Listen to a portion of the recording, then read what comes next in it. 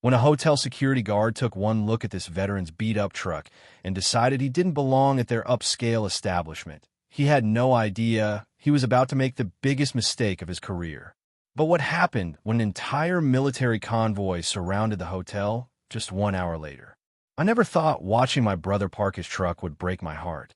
But there I was, standing in the fancy hotel lobby, watching Marcus pull up in his old beat-up Chevy that looked like it had been through a war. Which it had. The truck made this terrible knocking sound as it rolled into the parking lot. Other guests turned to stare. Some covered their ears. The paint was chipped and rusty. One headlight was cracked.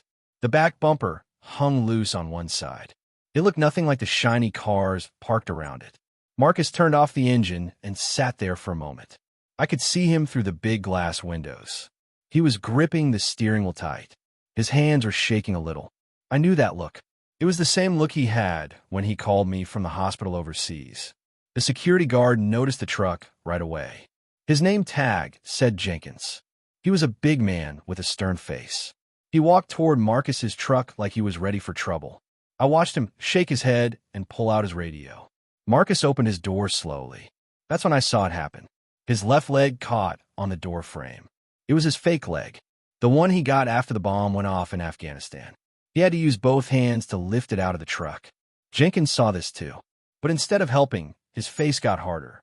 He crossed his arms and waited. My brother finally stood up. He was wearing his old army jacket, the one with the patches and medals.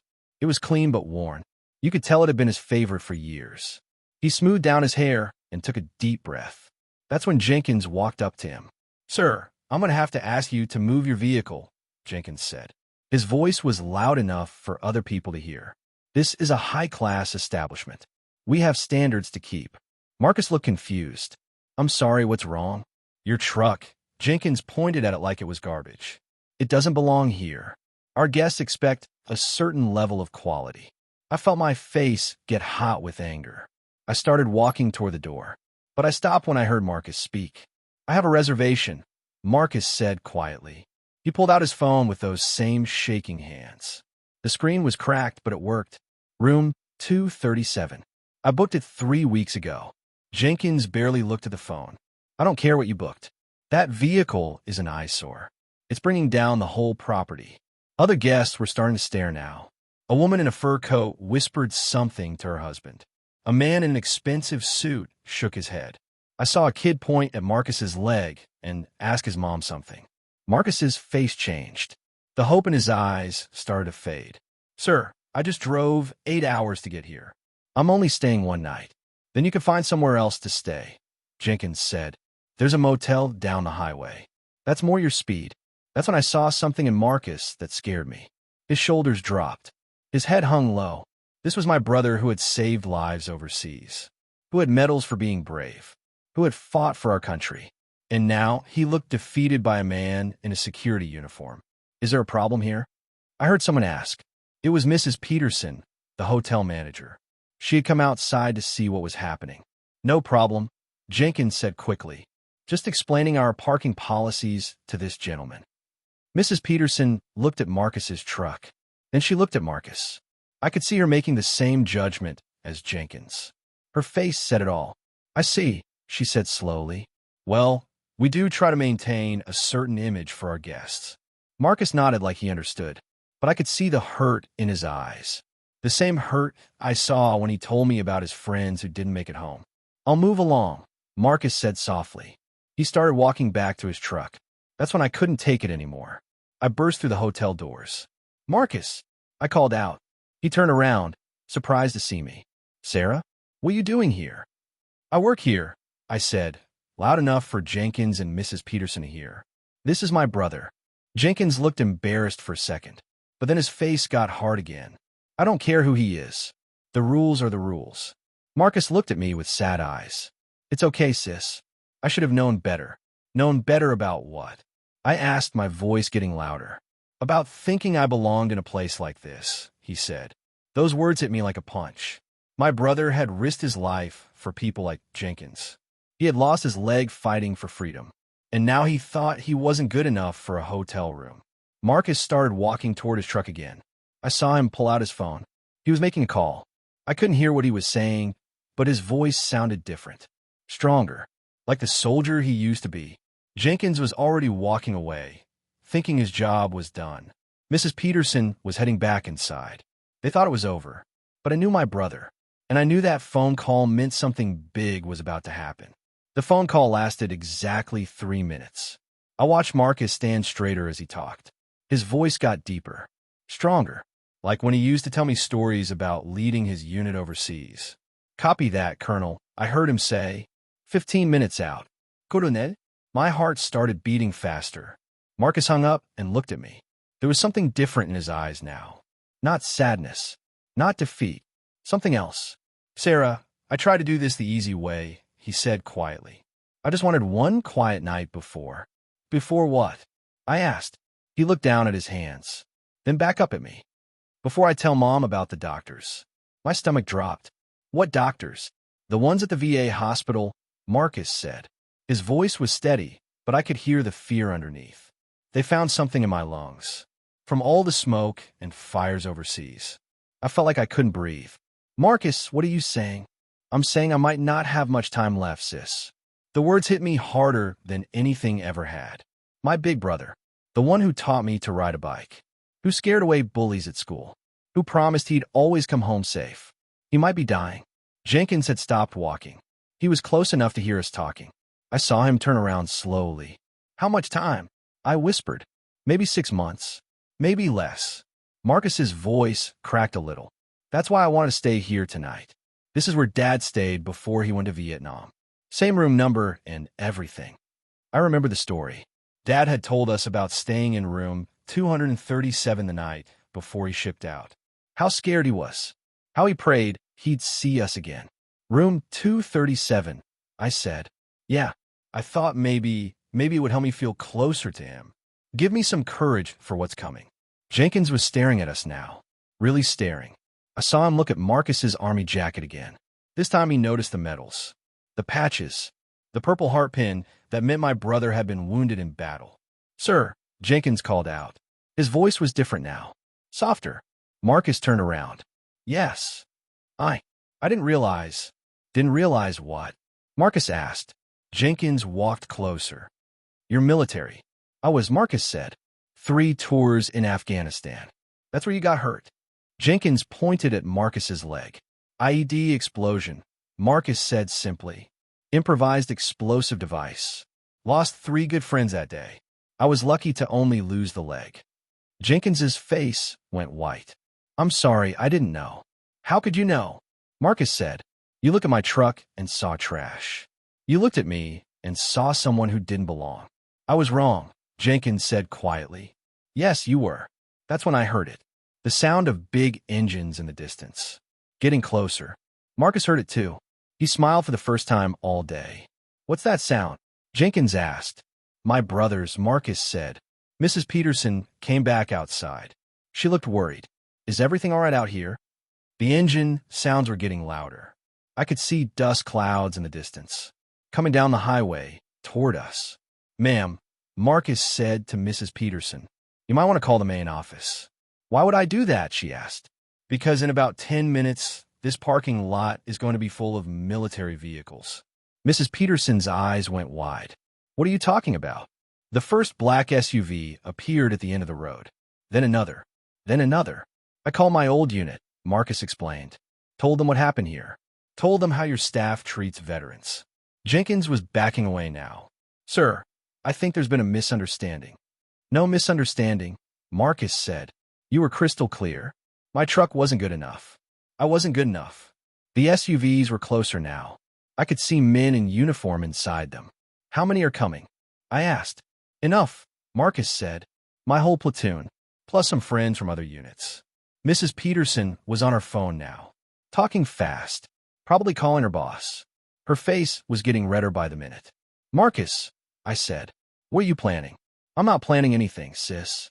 I just wanted my brothers to see how this place treats people like us." The first SUV pulled into the parking lot. It was big and black and official looking. The kind of vehicle you see in movies. The windows were tinted dark. Jenkins was sweating now. "Sir, maybe we can work something out." "Work what out?" Marcus asked. You already made your feelings clear. The SUV doors opened. 3 soldiers got out. They were in dress uniforms, clean and sharp. They walked toward us like they owned the place. But that wasn't the biggest surprise. The soldier in front had silver eagles on his shoulders. A full colonel. He walked straight to Marcus and saluted. "Staff Sergeant Thompson," the colonel said. "We came as soon as we heard." Marcus saluted back. "Thank you for coming, sir." More SUVs were pulling in now. The parking lot was filling up with military vehicles. Soldiers were getting out, all of them heading toward my brother. Mrs. Peterson was still on her phone. I heard her say something about calling the police. "Ma'am," the colonel said to her, "I wouldn't do that if I were you." "Why not?" she asked. The colonel smiled. "Because we haven't done anything wrong. We're just visiting an old friend." But I could tell there was more to this story. The way the soldiers looked at Marcus, the respect in their eyes, the way they stood around him like a shield. My brother wasn't just any veteran. He was someone special, someone important. And we were about to find out just how important he really was. The colonel wasn't just any colonel. When he said my brother's name, his voice shook with emotion. That's when I knew Marcus had been keeping secrets from me. "Staff Sergeant Thompson saved my life," the colonel announced to everyone in the parking lot. His voice was loud and clear, and the lives of 11 other soldiers. Jenkins's mouth fell open. Mrs. Peterson stopped talking on her phone. Other hotel guests had come outside to see what was happening. They all stared at my brother like they were seeing him for the first time. Marcus looked embarrassed. "Sir, you don't need to do this." "Yes, I do," the colonel said firmly. "These people need to know who they turn away." More soldiers were walking over. I counted at least 20 men and women in uniform. They formed a circle around Marcus, like they were protecting him. Their faces were serious, respectful. "Tell them about Kabul," one of the soldiers said. "Rodriguez." "That's enough," Marcus said quietly. But Colonel Martinez wasn't stopping. August 15th, 2021. The evacuation. Marcus was supposed to be on light duty because of his leg. I felt my heart speed up. Marcus had never told me details about that day. He just said it was hard, that people got hurt. Instead, he ran toward the explosion when everyone else ran away. The colonel continued. He pulled 4 wounded soldiers to safety. Then he went back for more. Jenkins was staring at Marcus now, really looking at him. Not at his old truck, not at his worn jacket. At him. That's when the second bomb went off, the colonel said. Marcus threw himself on top of me and 2 other officers. The shrapnel that hit his back was meant for us. My hands started shaking. "Marcus, you never told me there were 2 bombs." Marcus looked to the ground. "I didn't want you to worry more than you already did." "He spent 3 months in the hospital," the colonel said. "Doctors said he might never walk again." But Marcus proved them wrong. A woman in the crowd gasped. "He's a hero. The biggest hero I know," the colonel agreed. Mrs. Peterson put her phone away. She walked toward Marcus slowly. "Sir, I had no idea." "How could you?" Marcus asked. "You saw an old truck and made up your mind." "I was wrong," she said. "We were both wrong." She looked at Jenkins. Jenkins nodded. "Very wrong." But Marcus wasn't done talking. He looked tired suddenly, like telling the truth had taken all his energy. "There's something else," Marcus said. "Something I haven't told anyone except Sarah." The colonel frowned. "What is it, Sergeant?" Marcus took a deep breath. "The doctors at the VA found something in my lungs, from all the burn pits overseas." The parking lot got very quiet. You could hear cars driving by on the highway, a bird singing in a tree, but nobody said a word. "What kind of something?" the colonel asked carefully. "Cancer," Marcus said simply. "Stage 4, from breathing all that toxic smoke for 3 years." I saw several soldiers close their eyes. Some looked away. One of them, a young woman, started crying quietly. "How long?" the colonel asked. 6 months. Maybe less. The silence was heavy, like a blanket covering everyone. Mrs. Peterson had tears in her eyes. Even Jenkins looked sad. "That's why I came here tonight," Marcus continued. "This is where our dad stayed before he went to Vietnam. I wanted to feel close to him, to get some courage for what's coming next." "Room 237, I added quietly. "Your father was military too?" the colonel asked. "Army. 2 tours in Vietnam. He made it home, but the war never left him." The colonel nodded. He understood. All the soldiers understood. Sergeant, the colonel said formally, it will be my honor to make sure you get that room tonight. Mrs. Peterson stepped forward quickly. Of course. Room 237 is yours. No charge. I can pay, Marcus said. Not tonight you can't, she replied. Tonight, it's our gift to you. Jenkins cleared his throat. Sir, I owe you an apology. A big one. Marcus looked at him. You didn't know. I should have treated you with respect, no matter what I knew, Jenkins said. That's on me. The colonel was talking quietly with some of the other soldiers. I could see them making plans. Important plans. Marcus, the colonel said. We need to talk. Privately. My brother nodded. They walked a few steps away from the crowd. I couldn't hear what they were saying, but I could see the colonel's face getting more serious. Other soldiers were talking too, in small groups, whispering, like they were planning something big. Mrs. Peterson came over to me. Your brother is remarkable. Yes, he is, I said. I'm going to make some calls, she said. There are people who need to know about this. About what happened here today. What kind of people? I asked. But before she could answer, the colonel came back. His face was different now. Determined. Sergeant Thompson, he said loudly. There's someone coming to see you. Someone very important. Marcus looked confused. Who? Someone whose life you saved. Someone who's been looking for a way to thank you properly. The other soldiers were smiling now, like they knew a secret. Colonel, what's going on? Marcus asked. You'll see, the colonel said. In about 30 minutes, you'll see. In the distance, I heard new engines. Bigger ones. Coming closer. And I had a feeling our story was about to get much more interesting. The sound of helicopters filled the air. Not just one helicopter. Several. Flying low and fast toward our hotel. Marcus looked up at the sky with wide eyes. Colonel, what did you do? I made a phone call, the colonel said with a smile. To someone who's been waiting 3 years to meet you face to face. The helicopters were getting closer. Hotel guests were pointing and taking pictures with their phones. Cars on the highway were pulling over to watch. Who? Marcus asked, but his voice was drowned out by the noise of the helicopters landing in the field behind the hotel. Mrs. Peterson was running around, trying to keep other guests calm. Everyone please stay back, she called out. This is official military business. Jenkins stood next to Marcus like a bodyguard now. Amazing how fast people change when they learn the truth. The helicopter engines shut off one by one. Big doors opened. More soldiers got out. But these soldiers were different. Their uniforms had more medals, more stripes. These were important people. Marcus, I said, grabbing his arm. I am scared. Don't be, he said softly. Whatever happens, we're together. A group of officers walked toward us from the helicopters. In the middle was a woman with stars on her shoulders. A general. A real general. The colonel saluted as she approached. All the other soldiers saluted too. Marcus tried to salute, but the general stopped him. Staff Sergeant Thompson, she said. Please don't salute me. I should be saluting you. Marcus looked confused. Ma'am, I don't understand. The general was a small woman with gray hair and kind eyes. But when she spoke, everyone listened.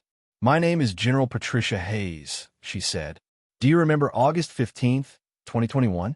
Yes, ma'am. That's a day I'll never forget. Neither will I, the general said, because that's the day you saved my life. Marcus's face went white. You were there. I was one of the officers you threw yourself on top of when the second bomb exploded, she explained. The shrapnel in your back was meant for me. I felt tears starting in my eyes. My brother had saved a general and never told anyone. Ma'am, I was just doing my job, Marcus said quietly. No, General Hayes said firmly. You went above and beyond your job. Way above and beyond. She turned to look at Jenkins and Mrs. Peterson. And today, these people treated you like you were nobody. Like you didn't matter. Jenkins looked like he wanted to disappear. Mrs. Peterson was crying now. Ma'am, they didn't know, Marcus said. They were just doing their jobs too. Their job is to treat people with respect, the general said. Especially people who've served their country. More people were gathering around us. Hotel guests. People from nearby businesses. Even some kids with their parents. Everyone wanted to see what was happening. Sergeant Thompson, the general continued. I've been trying to find you for 3 years. To thank you properly. To make sure you got the recognition you deserve.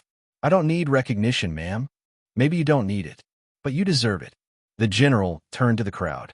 This man is a true American hero. He saved lives while risking his own.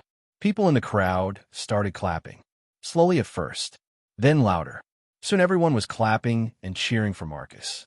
My brother looked embarrassed. He never liked being the center of attention. There's more, General Hayes said. I've been working with Congress, getting them to approve a special medal for what you did that day. Marcus's eyes went wide.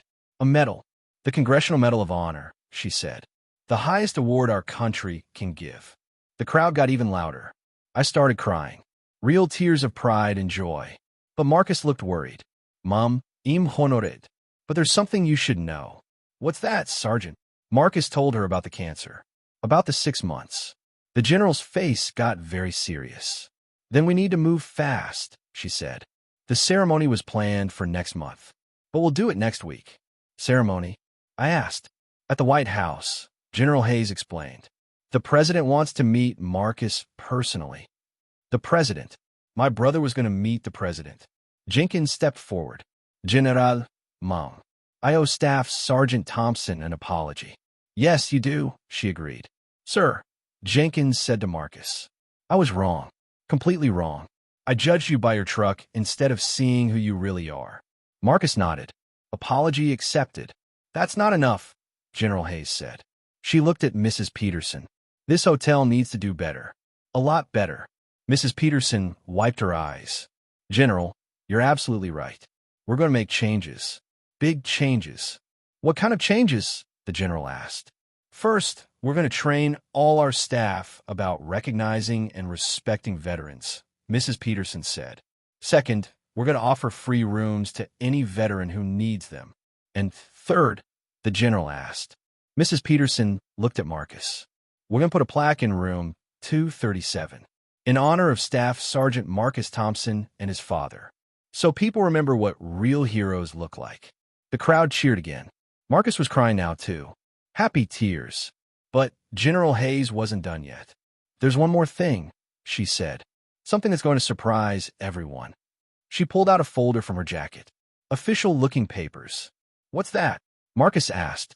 Your new orders, she said with a smile. Orders? But I'm retired.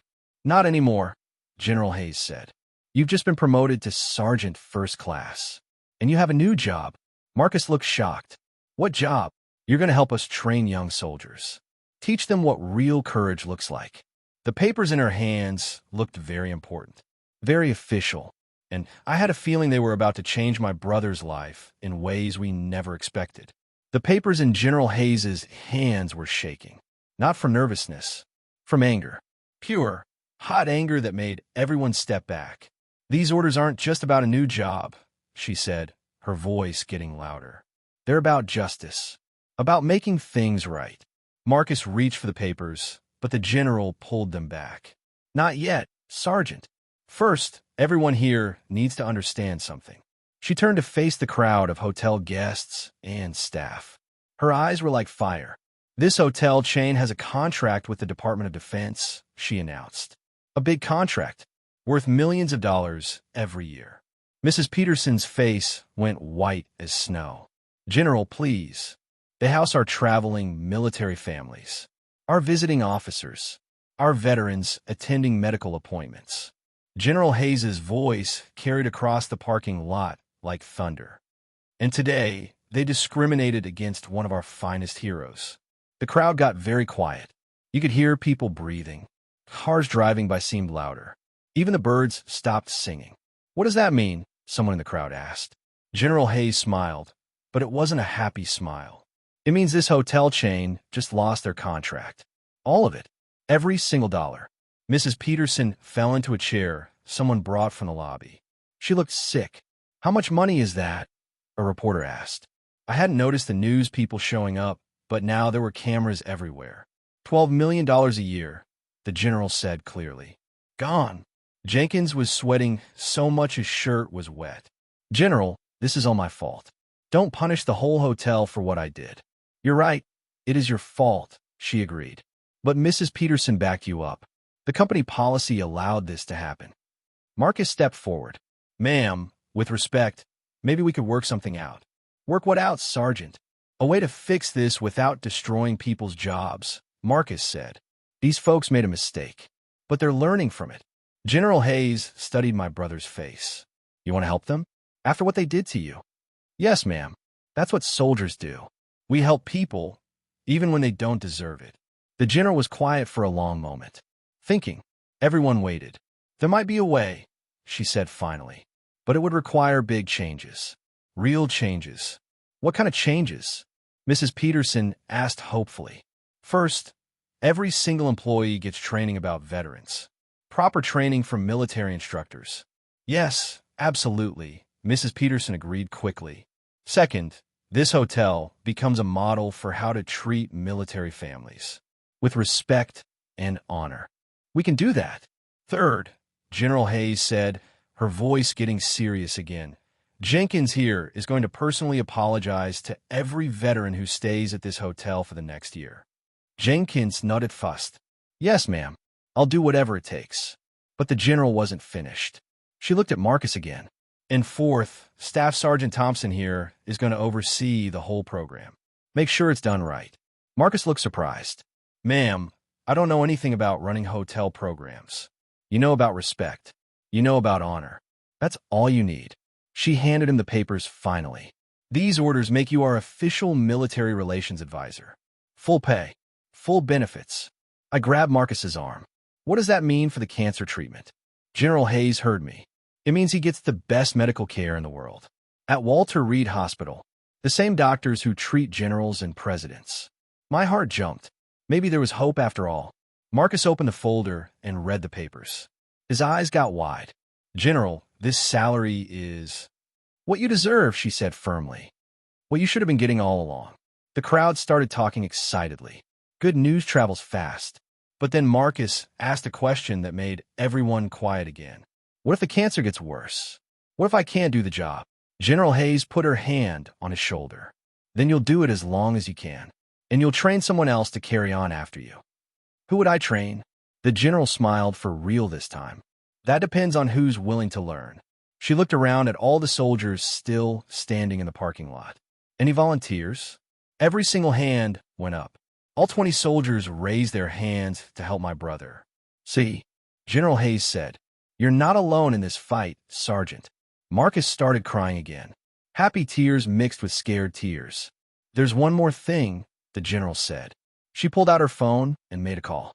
Yes, this is General Hayes. Put me through to the president's office.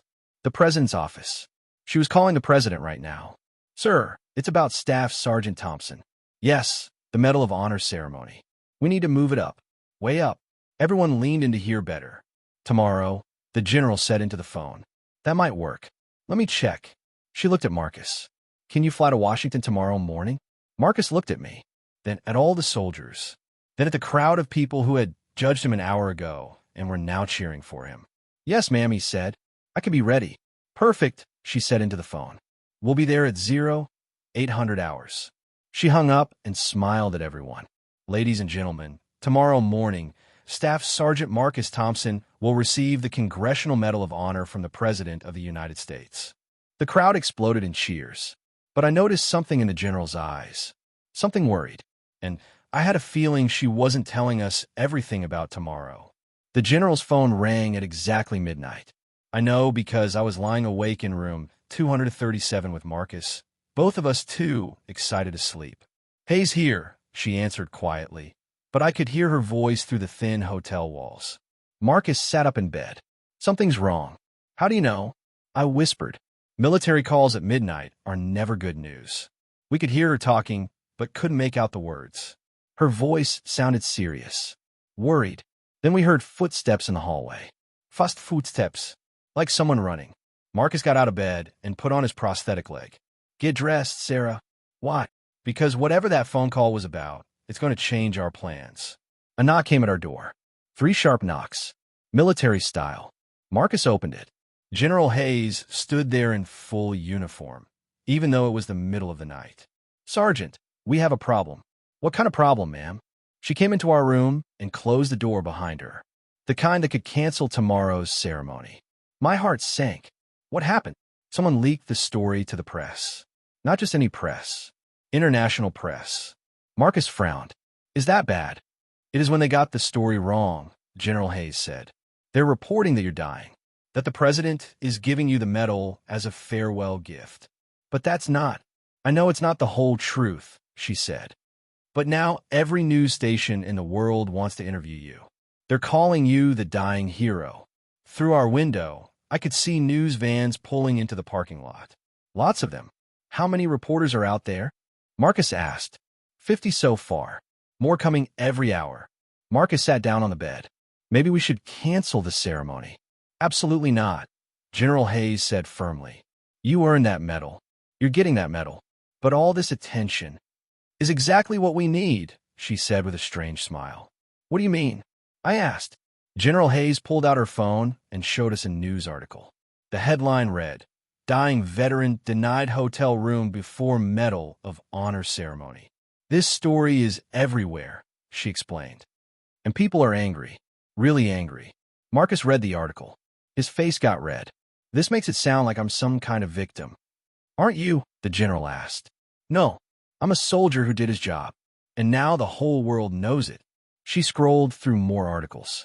Look at these headlines. I read them out loud. Hero veteran fights cancer and discrimination. Hotel denies room to Medal of Honor winner. America's bravest soldier treated like trash. This is too much, Marcus said. I never wanted this kind of attention. Maybe not, General Hayes said. But now you have it, and we're going to use it for good. Ow! She sat down across from us. Marcus, there are thousands of veterans who get treated badly every day, just like you did. But they don't have a general and a colonel to stand up for them. So now you're their voice. Their champion. A louder knock came at the door. Then another. Reporters were trying to get to us. We need to get you out of here, General Hayes said. Somewhere safe where you can prepare for tomorrow. Where? Walter Reed Hospital. The doctors want to run some tests anyway. Make sure you're strong enough for the ceremony. Marcus looked worried. What if I'm not strong enough? Then we'll make you strong enough, she said. Whatever it takes. We packed quickly. The general had soldiers create a path through the crowd of reporters. Camera flashes went off like lightning. People shouted questions. Staff Sergeant Thompson, how does it feel to be a hero? Are you really dying? What do you want to say to the hotel? Marcus didn't answer any of them. He just walked to the military SUV with his head up and his shoulders back, like the soldier he was. But as we drove away, I saw him looking back at the hotel. At Jenkins, who was standing in the doorway watching us leave. At Mrs. Peterson, who was crying on the phone with someone. Do you regret any of this? I asked him. Marcus thought for a minute. I regret that it took almost dying to get people to listen. Listen to what? To the truth about how we treat our veterans. How we treat people who are different. People who don't look like they belong. General Hayes was listening from the front seat. That's exactly why tomorrow is so important, Sergeant. What happens tomorrow? Besides the medal ceremony, she turned around to look at us. Tomorrow, you become more than just a Medal of Honor winner. You become a symbol. A symbol of what? Hope. Courage. The idea that everyone deserves respect, no matter what they look like or what they drive. The SUV was quiet for a while. We passed more news vans heading toward the hotel. General, Marcus said finally, there's something I need to tell you. What's that? The doctors didn't just find cancer in my lungs. My heart stopped. Marcus, what are you talking about? He looked at me with sad eyes. It's spread, Sarah, to other places. General Hayes pulled out her phone again. How long do the doctors think you have? Marcus was quiet for a long moment. Maybe 3 months. Maybe less. The number hit me like a truck. 3 months. Not 6. 3. But General Hayes surprised me with her response. Then we're going to make those 3 months count, she said firmly. Starting tomorrow. Ow! She smiled, but her eyes were serious. You'll see, Sergeant. You'll see. And something in her voice told me that tomorrow was going to be bigger than any of us imagined. The president was crying. The president of the United States had tears running down his face as he placed the Medal of Honor around Marcus's neck. But that wasn't the shocking part. The shocking part was what happened 30 seconds before the ceremony started. Marcus had collapsed in the White House hallway. Sir, we need to get you to a chair, the Secret Service agent said, helping Marcus stand up. "I'm fine," Marcus whispered, but I could see he wasn't fine. His face was gray. His hand was shaking worse than ever. General Hayes was on our radio. "We need medical standby. Now." "Ma'am, I can do this," Marcus said. "I have to do this." The ceremony was being broadcast live on every news channel in America. Millions of people were watching, including Mom, who was flying in from Ohio but got stuck in a storm. "Marcus," I said quietly, "maybe we should postpone this." "No." His voice was stronger suddenly. 3 months, remember? I'm not wasting a single day. The doors to the ceremony room opened. I could see reporters with cameras, military officers in dress uniforms, important people from Congress, all waiting for my brother. "You ready for this, Sergeant?" General Hayes asked. Marcus straightened his tie and stood as tall as he could. "Yes, ma'am." We walked into the room together. The crowd stood up and started clapping. But it wasn't regular clapping. It was the kind of clapping that goes on, the kind that makes your throat tight with emotion. Marcus walked slowly to the front of the room. Each step looked hard for him, but he didn't stop, didn't ask for help. The president waited at a podium with the medal in a special blue box. "Ladies and gentlemen," the president said when the clapping finally stopped, "today we honor a man who represents the very best of America." He began reading Marcus's citation, the official story of what happened in Afghanistan. But he added details I'd never heard before. Staff Sergeant Thompson didn't just save lives that day. He saved the peace talks that ended the war. What? Marcus never told me that. The officers he protected were carrying documents that led to the withdrawal of all American forces. If they had died, thousands more soldiers would still be in danger today. I looked at Marcus. His eyes were wide with surprise. He didn't know this either. So Marcus didn't just save 11 people that day. He saved thousands. The crowd started clapping again, louder this time. But the president wasn't done. "There's something else Staff Sergeant Thompson doesn't know." Marcus looked confused. So did General Hayes. The shrapnel that hit him contained pieces of the bomb that was meant to kill those peace negotiators. Our scientists studied it. That bomb would have destroyed the entire building. My heart stopped. Marcus had saved everyone in that building. Hundreds of people. By throwing himself in that explosion, Staff Sergeant Thompson didn't just save his fellow soldiers. He saved the mission that brought our troops home. The president opened the blue box. The Medal of Honor sparkled under the lights. "Marcus Thompson, by order of Congress and by the authority of the President of the United States, you are awarded the Medal of Honor for conspicuous gallantry above and beyond the call of duty." He placed the medal around Marcus's neck. The crowd erupted in applause. But then Marcus did something nobody expected. He asked for the microphone. "Thank you, Mr. President," Marcus said. His voice was weak, but everyone could hear him. "But I can't accept this medal alone." What was he doing? "This medal belongs to every soldier who didn't make it home, every veteran who struggles with what they saw overseas, every family member who waited and worried." He paused to catch his breath. "And it belongs to everyone who learned something from what happened at that hotel 2 days ago." The cameras focused on him. The room was completely quiet. "Jenkins, the security guard who turned me away, called me this morning. He's starting a program to help homeless veterans find places to stay." I saw people in the audience wiping their eyes. Mrs. Peterson, the hotel manager, is turning her hotel into a training center for how businesses should treat military families. Marcus was getting stronger as he talked, like the words were giving him energy. "And General Hayes has created a new position in the Army. Someone whose job is to make sure no veteran gets treated the way I was treated." He looked directly at the cameras. "So this medal isn't just about what I did in Afghanistan. It's about what all of us can do right here at home." The president was nodding, smiling. "We can choose to see people for who they really are, not what they look like on the outside. We can choose respect over judgment, hope over fear." Marcus started coughing, hard coughing that made him bend over. Medical people rushed toward him, but he waved them away. "I may only have 3 months left," he said when he could speak again. "But I'm going to spend every single day making sure other veterans know they matter." The crowd stood up. Everyone was clapping and crying at the same time. But Marcus held up his hand. He wasn't finished. "There's one more person I need to thank," he said. He looked right at me.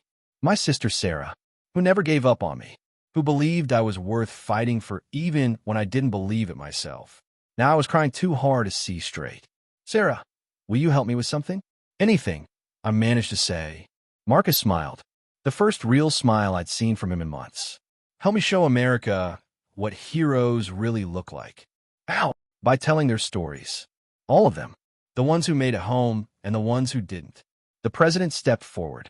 Staff Sergeant Thompson, what are you proposing? Marcus took a deep breath. A foundation, sir, to help veterans and teach people about respect. What would you need for something like that? Marcus looked at General Hayes. She nodded. Just a chance, Mr. President. A chance to make these 3 months count. The president was quiet for a moment. Then he smiled. Consider done, Sergeant. Whatever you need. But as the ceremony ended and people started leaving, I noticed something that made my stomach drop. Marcus was leaning heavily on his chair. His breathing was getting shallow. And General Hayes was on her phone again, talking to doctors. Something told me our fight was just beginning. The phone call came at 3 a.m. exactly 2 weeks after the White House ceremony.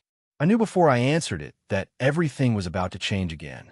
Sarah, Marcus whispered into the phone. His voice was so weak I could barely hear him. I need you to come to the hospital. Now. I was dressed and in my car in 5 minutes. The roads were empty except for a few police cars that seemed to be following me. Strange. When I got to Walter Reed Hospital, there were news vans everywhere. Again, but this time they looked different. Sadder. General Hayes met me at the front door. Her eyes were red from crying. How bad is it? I asked. Bad, she said simply. The doctors say maybe a week. Maybe less. 1 week. Not 3 months. 1 week. We took the elevator to Marcus's room in silence. I tried to prepare myself for what I might see, but nothing could have prepared me for what was actually in that room. Marcus was sitting up in bed, surrounded by dozens of people. Veterans in wheelchairs, young soldiers in uniform, families with children, all of them talking and laughing quietly. Sarah, Marcus called out when he saw me. His voice was stronger than it had been on the phone. Come meet everyone. Who are all these people? I asked. Veterans who heard about the foundation, he explained. They came to help. An older man in a Vietnam veteran cap stood up. Ma'am, your brother has started something amazing. What do you mean? A young woman in an Army uniform answered. The Marcus Thompson Foundation has already raised $2 million. $2 million? In 2 weeks? How? I asked. Marcus smiled weakly. Turns out people really do care about veterans. They just needed someone to show them how to help. General Hayes handed me a folder. Look at this. Inside were letters. Hundreds of letters. From all over the country. I read one out loud. Dear Staff Sergeant Thompson, my grandfather fought in World War II. He never talked about it, but after seeing your story, I finally understand why. Thank you for helping me see what real courage looks like. Another one said, my son is deployed overseas right now. I was scared every day until I heard your speech. Now I know he's fighting alongside heroes like you. There are thousands more, General Hayes said. From kids, grandparents, teachers, police officers. Everyone wants to help. Marcus coughed, and everyone in the room got quiet. But it wasn't the scary coughing from before. It was softer. The best part, Marcus said, is what's happening at that hotel. What's happening?